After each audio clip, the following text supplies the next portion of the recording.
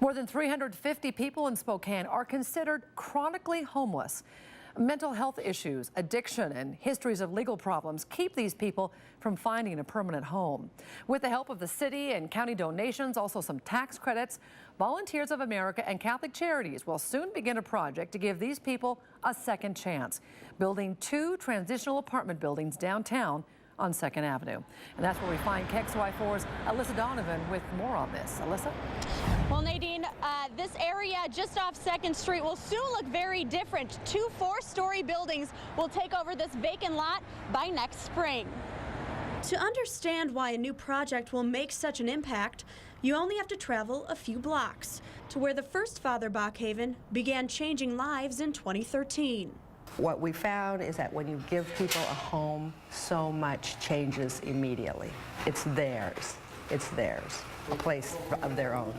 Volunteers of America and Catholic Charities work together to bring in people like Teresa Beckett. This little Puss in Boots cat has been in my family since I was born. The little red wagon, too. Her own things in her own apartment. A new beginning. It was really quite overwhelming at first. I had just come out of a 30-year marriage and had a series of tragedies happen in my life, and ended up being incarcerated for some time. Beckett bounced from houses to shelters, having trouble finding a permanent home, until she heard about an opening at Father Bachhaven.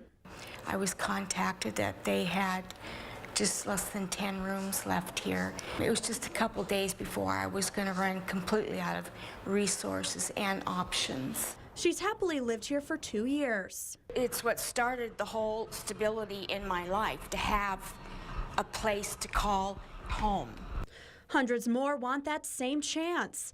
A demand so high, Volunteers of America and Catholic Charities plan to build 2 new transitional apartment buildings every year for the next 4 years, so that people like Beckett can have a second chance. Knowing that I had a stable place to live and to come to made everything else in my life fall into place.